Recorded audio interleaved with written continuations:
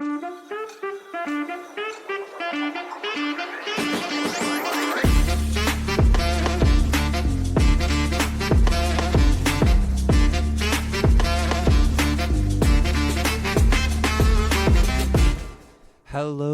everyone, and welcome to Deconstructing Politics. My name is Eli. I'm Tommy.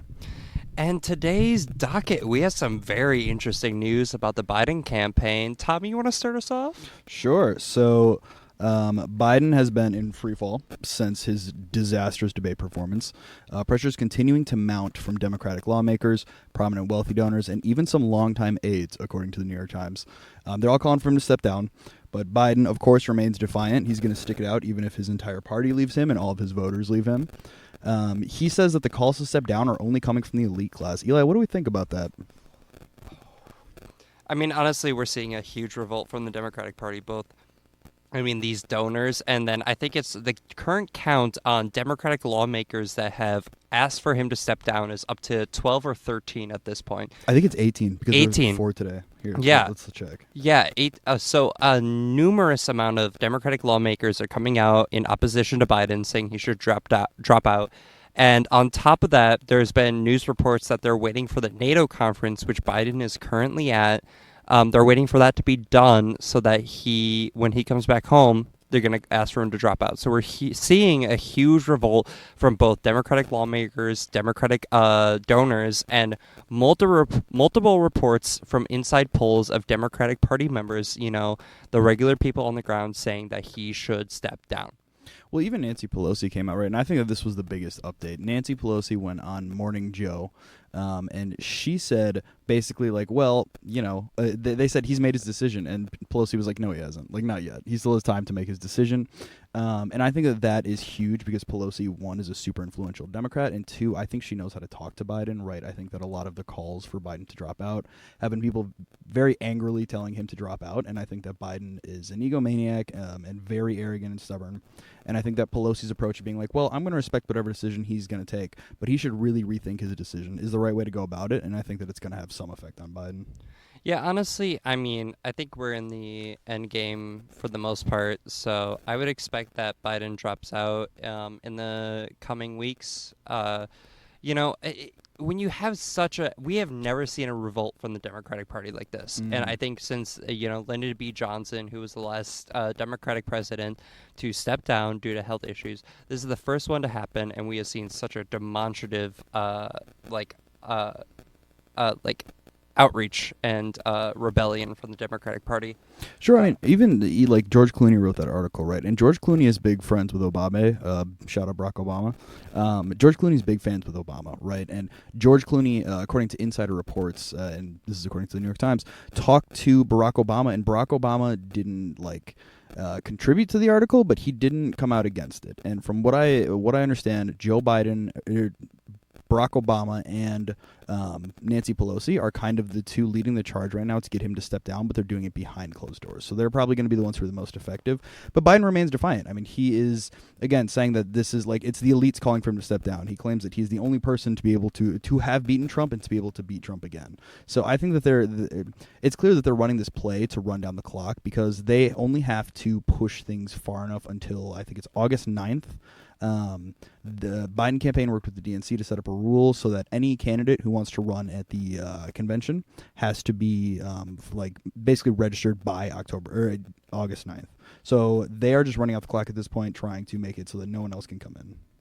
Yeah, and honestly, I mean, it's very interesting because at the Biden press conference, he was asked, can your delegates vote for other people? And he said, yes, they are free to vote for other people. So I think this convention is going to be, a historical precedent. It's going to be a very interesting one, especially if Biden steps down before then.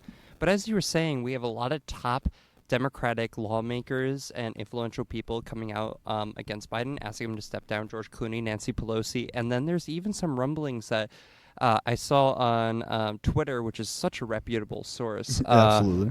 That Nancy Pelosi had a call with former President Barack Obama about Biden's campaign and the chances of him stepping down. And honestly, Obama, war crimes aside, is a very smart individual, and I think, his future is invested in Democratic parties. So I think he is going to advise that the Democratic lawmakers do kind of push him to maybe retire. I think Obama at this point is kind of, as we saw in the 2020 primary, is sticking out for the establishment, and that establishment is currently turning on Joe Biden. Right. Well, I mean, so for one, I mean, Biden staying in the race is incredibly infuriating, right? Because he clearly, no one wants him in the race anymore. He has had to control, and yell at the Democratic Party, that includes Democratic lawmakers in the House and the Senate, to stand behind him, and no one wants him to run anymore. Everyone is skeptical about him. The only people who are standing behind him are doing it begrudgingly because he's so stubborn that he refuses to step down. And the Democrats have been selling this as like a threat to democracy. It's like, well, if it's a threat to democracy, why are you running a terrible candidate that no one wants to run? And Joe Biden, if you think it's a threat to democracy and everyone is telling you to step down, why don't you step down? It is 100% an ego move. It is 100% all about, he's spiteful right now because people are telling him to step down and he doesn't like that. It hurts his ego, and he's willing to threaten democracy for his own ego, which is insane and kind of shows what the Democrats are. Yeah, I mean, as we joked on the show, I mean, if he stepped down, I think a lot of us would be, K-Hive, hashtag K-Hive, like, I think, like, beyond sarcasticness, I think a lot of Democratic voters, a lot of Gen Z voters, a lot of independents would much prefer Kamala Harris, a younger vice president, someone that's a little bit more charismatic, someone that definitely isn't going to confuse herself for Donald Trump as what happened in the press conference when Biden called her Vice President Trump. So I think we would see a much better candidate. So what are the consequences going into when Biden steps down? Well, so the chances of Biden stepping down obviously are getting high with this pressure, but you can tell that it's getting higher because the Biden campaign has begun quietly surveying voters to see if Kamala Harris has a better chance at defeating Trump. Which my guess is that, yes, literally anyone has a better chance than Joe Biden at defeating Donald Trump. Joe Biden was literally falling asleep at the debate. So what happens if he steps down? Democrats would nominate a new candidate at the Democratic Convention on August 19th. Again, that is a little bit complicated by the fact that the party approved rules in cahoots with the Biden campaign, to be clear. Like, the DNC is working with the Biden campaign to make sure no one else can replace Biden, despite all the calls for it. So the convention, you have to be legally certified by August 7th. And this is meant to help Biden by limiting the window that Dems have to replace Biden. So the DNC and the Biden campaign are both working together to ensure that no one can really take on Biden at the convention. They're doing everything they can to stop the Democratic Party from basically doing a coup. It's really interesting, and I do wonder if Biden does step down, would all those delegates then go to Kamala? Because he did say, a lot of those delegates are able to vote their mind. From my opinion, looking at the situation as it is, it seems like this is a Kamala shoe-in if Biden doesn't step down. And both of you and I know that if Biden doesn't step down, then it's, Biden wins the convention, and then we're going to face defeat in November. So what are your thoughts on that? Well, so if Biden steps down, right, his delegates do not automatically go to Kamala. He can endorse Kamala, and that means something, right? But then he has about 3,800 something delegates of the 4,000. So all of those delegates would be up for grabs at that point. So if Biden steps down, which is one way that this could go, then all of a sudden all of the delegates are up for grabs. And sure, they may listen to Biden, but more likely it would be a very competitive convention. It would be an open convention, so you would have a bunch of delegates coming out and basically trying to vie for the presidency, vie for the nomination. Some of the names that have been thrown out are Gavin Newsom, Kamala Harris, obviously, Shapiro, and J.B. Pritzker, who is the governor of Illinois. All those people would probably go to convention, and then they would start. They would have very, very open debates. It would become like a lot of people are calling it like a soap opera. It would be very good TV, and then at the end of that, the Democrats would pick a nominee to go forward. And I think that's an option, but I think that if it's not Kamala Harris, you're going to have a huge split within the Democratic Party, because so many people are like, well, what does it say if the white man steps down and then the vice president, who's a black woman, gets beaten out by some other white man? Like, what does that say about the party? What does that say about American politics? So you would cause a rift in the party if that were the case. Yeah, I think there's a huge kind of there's a lot to consider when it comes to going to the convention. I mean, the Democratic Party has not seen an open convention since the 60s, if not earlier, at that point. So this is definitely historically unprecedented, close to, 80 years unprecedented. So it'll be very interesting. I think generally that the party will rally around Kamala Harris. If you look at her recent rallies and her speeches, she seems a lot more focused, a little more presidential. She's kind of like there's some secret lobbying going on there. She's a lot more put together, a lot less laughing. A lot of jokes about her being the laughing president is gone. So it'll be definitely interesting to see an open convention. However, I really do think it's going to be Kamala. I think if we go into open convention, I mean, Newsom has been a good little guy. He's been a great little guy, and he's kind of lined up behind the presidency because no matter what happens in 2024, he's kind of looking at 2028. Same with Gretchen Whitmer. And J.B. Pritzker is the only one that I could see interest in kind of like getting involved in this. But, I really do think it's Kamala, along with either the governor of Kentucky, Andy Beshear, or the governor of North Carolina. But I want to hear your thoughts on that.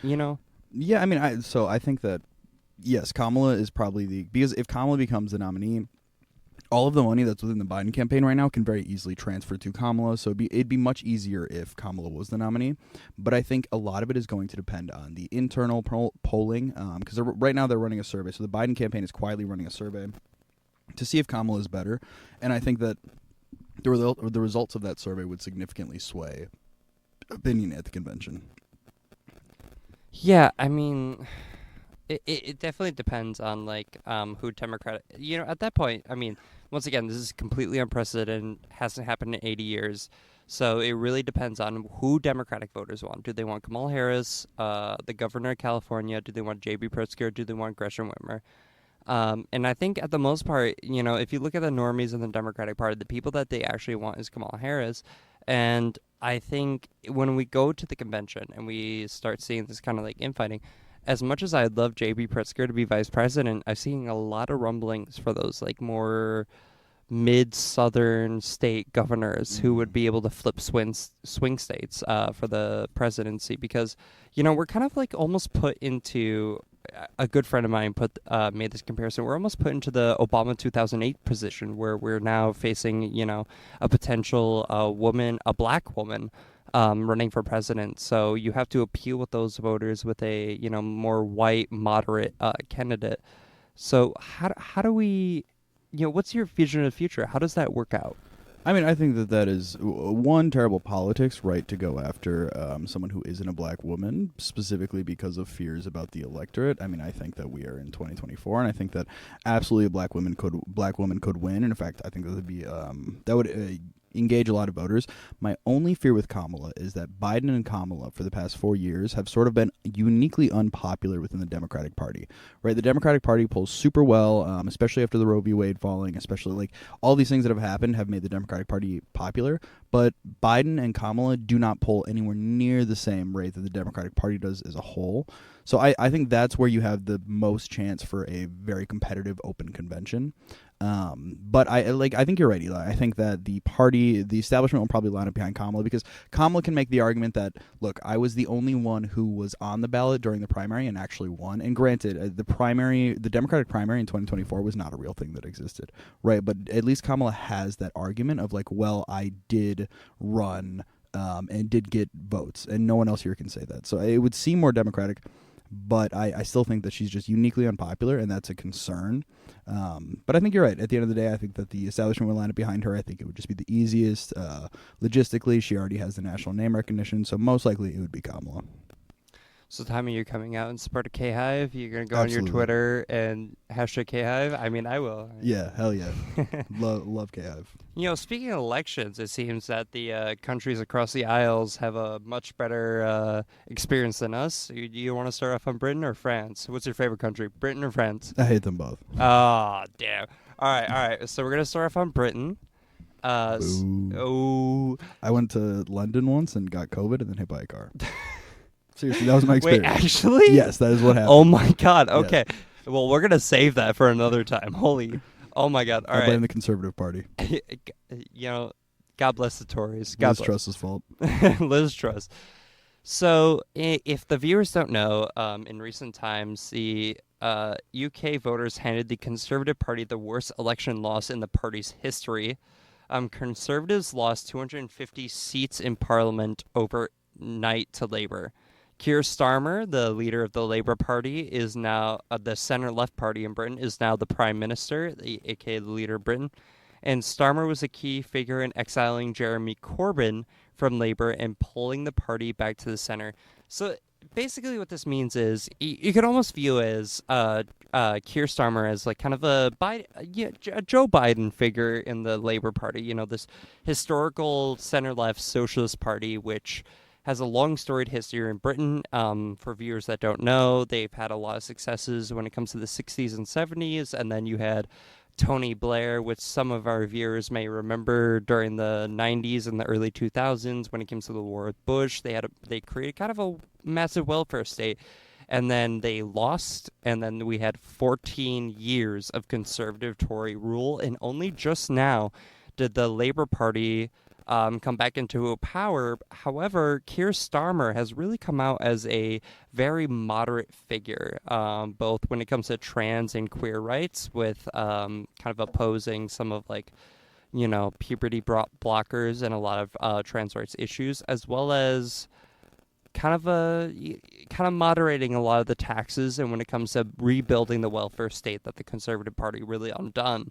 However, you know, once he's in office, the recent news is he's up to nationalizing the railway service, nationalizing the trains in Britain, and some other more progressive policies. So he's a very complicated figure. So, you know, Tommy, what is your take on this guy? Because, you know, he seems both like a total moderate, kind of new Joe Biden, but at the same time, it's just like Europe is so distance from us. It's like, how do I make of him?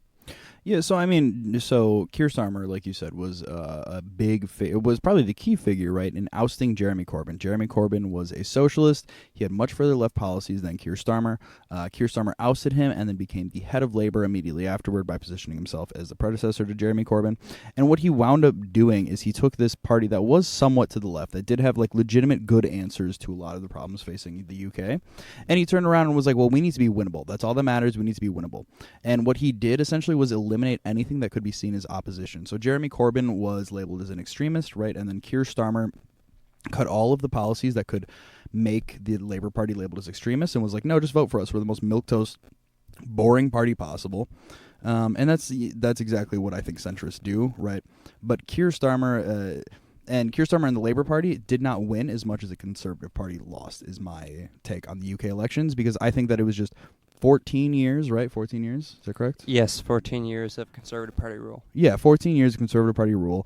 The economy was going terribly. Shout out Liz Truss. And like it was very much just that the Conservative Party was doing terribly, and therefore the voters reacted to that. They did not react to Keir Starmer's move to the center. But what a lot of the media has taken this as is, oh, look at how smart it was for Keir Starmer to move to the center. He really won things. But I don't think he did. I think all that happened was that it was just a move to the center. And it was the Conservatives losing. So I think that Keir Starmer is now going to face a huge, he won, but he now has to do a lot to help Britain within a short period of time. Otherwise, voters will turn on him. And given the success of Nigel Farage's far-right party, I think they will immediately turn to the far-right. No, I totally agree. I mean, we saw with Keir Starmer that I think the Labour Party won 34% of Britain, about in the 30%, which is lower than when Jeremy Corbyn, a self-described socialist, was running for the Labour Party. I think he got around 40% during 2017. So much lower, but much more strategic voting in key constituencies, which got him to power. But meanwhile, Jeremy Corbyn, who was exiled from the Labour Party by Keir Starmer, ended up winning a landslide re-election as an independent candidate, similar to, in America, Bernie Sanders, who runs as an independent, by a large margin, and is now entering the parliament as kind of this exile, kind of outsider influence that will hold the Labour Party to account. I mean, this is a good victory for the left because we all hate the Tories, we all hate the Conservatives, but this is definitely, when it comes to the left-wingers in Britain, I don't envy them, because now you have to deal with a center-left government where the health minister, who recently came out on Twitter, said he would ban puberty blockers for trans people. And despite all the good policies, such as nationalizing the railroads, you must take in consideration, this more centrist Labour Party that has to be kind of held to account. So it's going to be a long-term struggle. My big concern is that you have a similar situation to what you had with Obama, right? Obama was, when he first ran, I mean, the difference between Obama and Keir Starmer was that Obama was a rock star when he first ran. Like a lot of the victory was based on Obama's personality. He was just an incredible orator, very good at getting people to agree with him. But when he got into power, he disappointed a lot of people because he had the people's mandate, right? He had won so many votes. He had won by such a big margin over McCain that he had the ability to go out and basically enact a lot of almost whatever policy he wanted. I mean, that's within some reasonable confines. But he had the people's mandate, and he could have made a lot of serious big changes at that moment. And instead, he kind of went towards this. Him and his advisors decided that the best move would be to move towards the center. I think you're going to see the same thing with Keir Starmer. You have this massive mandate from the people of Britain and the UK, and instead of using that to actually enact real change for people that can actually help turn around the economy, he is instead going to do milquetoast centrist policies that are not really going to help with anything. And then again, it's going to turn around to the far right. Like most of Europe right now is moving towards the far right. I think it's because of center-left governments who are trying to appeal too much to the right wing, and I think Keir Starmer is just going to be another one of those. No, fully agreed. I mean, despite the fact that Keir Starmer won a landslide in Britain, I mean, there's an often joke that Britain is 4 years behind America when it comes to politics. This was given by a British comedian. I can't remember the name now, but it's an often joke, and I think it's reflected in their policies and their politics. So it really is the question of Nigel Farage, the far-right party, Reform UK, gained 12 seats in Parliament due to the detriment of the Conservatives, and now a lot of Conservative politicians are coming out saying they should make amends with Reform UK and Nigel Farage and kind of join with them in support of future victory. So we're seeing this rise already. So it really depends on how Keir Starmer really reacts and how he can maybe... I have a little hope, but maybe fight off his centrist sensibilities and hopefully, fight off the far right. But we're seeing this far right influence spread to the UK, and it's God knows how that's going to come out. Well, speaking of the far right, I mean, we've been very worried about the UK, but I mean, France turn around goes crazy. So for people who don't know, the French election, the second round of voting in the French elections happened, which is kind of the final say in what happens with the French elections. Macron called the snap election after the far right had done really well in the EU elections. And he called this snap election. Far right did really well in the first round of voting. They do 2 rounds of voting. So everyone was expecting for the second round of voting, the far right was really going to take the lead. They were going to win all the seats. The conversation leading up to the second round results coming out was basically, are the far right going to have an absolute majority within the French parliament? Turns out, no, not in the slightest. The French far right party lost. They got 3rd place. The far left coalition took a majority of seats, and Macron's centrist party came in second. Who cares about Macron? And the far right party took 3rd, which is crazy. Again, very surprising, very upsetting result. From my understanding, a lot of it had to do with the fact that the far left coalition worked with the centrist coalition, and a lot of the candidates stepped down because in most elections you had 3 candidates running. You had the far left, the centrist, and then the far right. And in elections where the centrist party was more likely to win, then the far left party would step down, and in elections where the far left party was more likely to win, the centrist would step down. So they worked together to deny the far right this majority. Yeah, it was absolutely inspirational stuff. The far left, which was a united coalition of socialist parties, communist parties, eco-socialist parties, every single party on the left, center left, everything, formed in one coalition, and they end up getting first place in the elections, thankfully, under Mélenchon. Am I pronouncing that right? I don't know. I took 3 years of French. Yeah, those French names. Let's go with Mélenchon. Mélenchon, the leader of this broad front, ended up victorious, and he's been calling on the center party, which is Macron's party, to stick to the results, allow him to pass the legislation he kind of supports. And it's really important. I mean, we're seeing this massive right and the far right when it comes to Europe, but this is a leftist socialist party, which is pro-immigration, which is pro-LGBTQ rights, which is pro many progressive things that many people agree with, that has won that has definitely won, even outfoxing the Labour Party when it comes to a lot of left-wing policies, and they have won first place, and I think they're going to build on that. France is really an outlier, and it was truly inspirational to see a lot of the events coming out of France of people crying in the streets, announcing, singing Bella Ciao, a famous anti-fascist I song. love Bella Ciao. Bella Ciao, love it. Look it up. Will you sing it for listeners. us? Will you sing it for us, Eli, right Bella now? Ciao, Bella Ciao, Bella Ciao, Ciao, Ciao, Martina. All right, That look was it up, wonderful. listeners. Yeah. Look it up. It's a very good anti-fascist song, but they were singing that, so great inspiration to us all. Right. The far right, the far left coalition won very big, but they did not win a majority. And the way that France's politics are set up is basically that whichever party wins majority kind of has the ability to govern in whatever the way that they want. So not the first time, but it's very significant that no party won a absolute majority, which means that no party is 50% of the seats in parliament. It completely kneecaps the French's ability to govern. And I saw an article today from Forbes, I believe it was, that basically Forbes that it was the best case. No, it was Bloomberg. Bloomberg said it was the best case scenario for big businesses, the results of this election, because basically it stops any and all reforms being able to pass. So Macron's pro-investment reforms are going to stand. Yeah, I mean, they're facing an uphill battle in France, and I really hope they can overcome it. But yeah, we still have a lot of the centralization parties that happened under Macron. Macron centralized a lot of policies and power under the presidency of France. So it's definitely going to be an interesting road going forward. I think the most people can agree on is that the far right, the fascists in France, cannot move forward. They cannot get a victory as they did in Italy. So we're definitely going to see. And honestly, when it comes to like this massive struggle, I mean, we're seeing worldwide this massive move to the right, to the fascist right. And, we all have our individual struggles, but at least France showed us how it was done. So hopefully we can achieve similar.